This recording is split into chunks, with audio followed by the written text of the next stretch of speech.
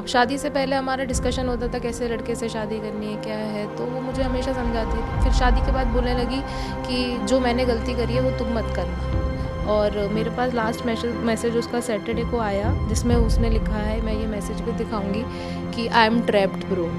हम लोग एक दूसरे से ब्रो ब्रो करके बात करते थे, तो बस तू मत फंसना। ट्विशा शर्मा अपनी शादी को लेकर और अपने रिश्तों को लेकर क्या सोच रही थी, वो क्या करना चाहती थी, इन चीज़ों को इससे बेहतर और कौन समझ सकता है जो उनका उसका करीबी रहा, उसका अपना रहा। मीनाक्षी शर्मा उसकी कज़न है, बहन है और बहुत करीब थी ट्विशा शर्मा के।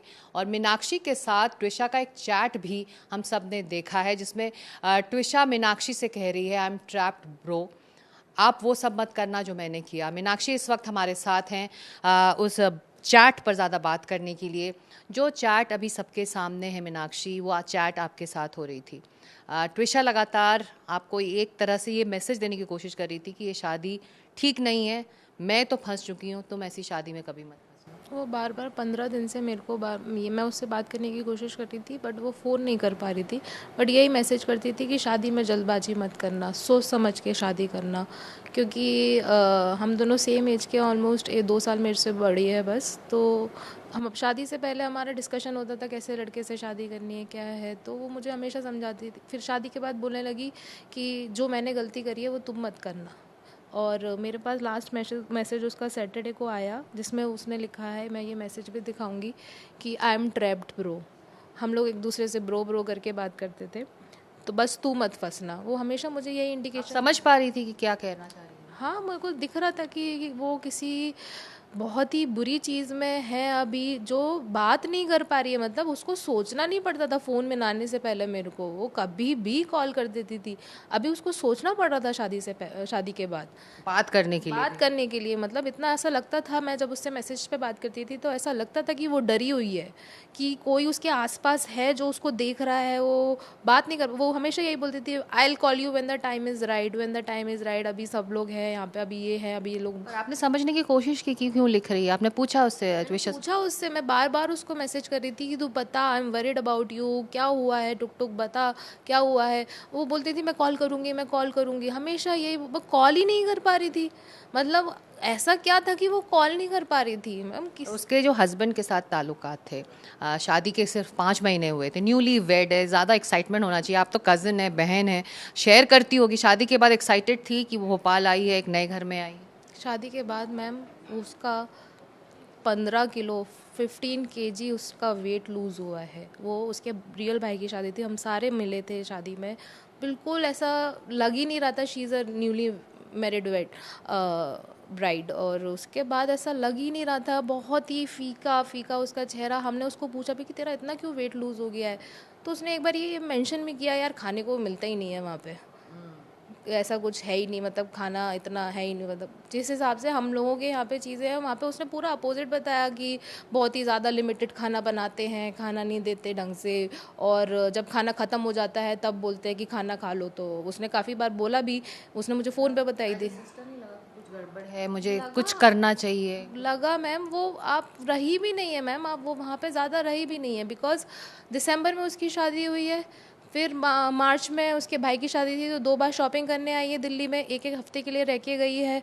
शॉपिंग में ही सारा टाइम था, शॉपिंग करने जा रहे हैं। फिर मार्च में शादी, मार्च के बाद फिर फूफा जी जो फादर हैं उसके, उनको हार्ट अटैक आया था, तो उसमें एक हफ्ते 10-15 दिन रही थी उसमें। वक्त नहीं आप बिता पा रहे थे साथ में कि आप एक्सचेंज कर पाएँ कि उसकी ज़िंदगी में क्या। सब चीज़ें बहुत जल्दी, अभी लास्ट 1 महीने से रह रही होगी वो लोग, या अच्छे से रही होगी जो भी।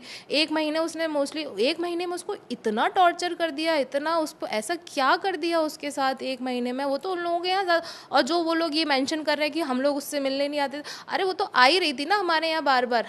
शादी हो रही है, फादर के साथ ये चीज़ हो गई है, तो वो तो आ ही रही थी। आप लोगों के यहाँ 1 महीने, आपने 1 महीने में उसके साथ ये सब कर दिया। बिल्कुल। तो अब जब ये चैट बाहर है, अब आप समझ पा रही हैं कि उसके साथ क्या गुजर रही थी उस शादी में, उस घर में, उसके ससुराल में। आप पीछे मुड़ के जब आप देखती हैं, आपको लगता है जो बात लगातार माता पिता कह रहे हैं कि वो इंडिकेशन दे रही थी, मुझे निकलना है इसमें से, या मैं निकलना चाहती हूँ, शायद नहीं कह पा रही थी। वो निकल जाती, उसने टिकट कर ली थी अपनी 15th को। 13th को बुआ जी और फूफा जी जाने वाले थे वहाँ पे, उन्होंने लोगों ने टिकट कैंसिल करवाई है जानकर कि अभी मत बुलाओ, यहाँ पे गर्मी बहुत है, अभी अपने पेरेंट्स को मत बुलाओ, ऐसा बोला है उन लोगों ने।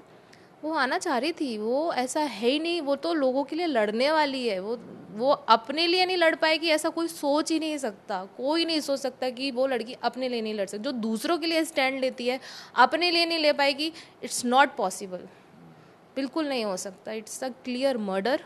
और वो समर्थ, वो एरोगेंट आदमी, किसी से बात नहीं करता था, फैमिली में उसके किसी, हम लोगों के साथ किसी से बात नहीं करता था।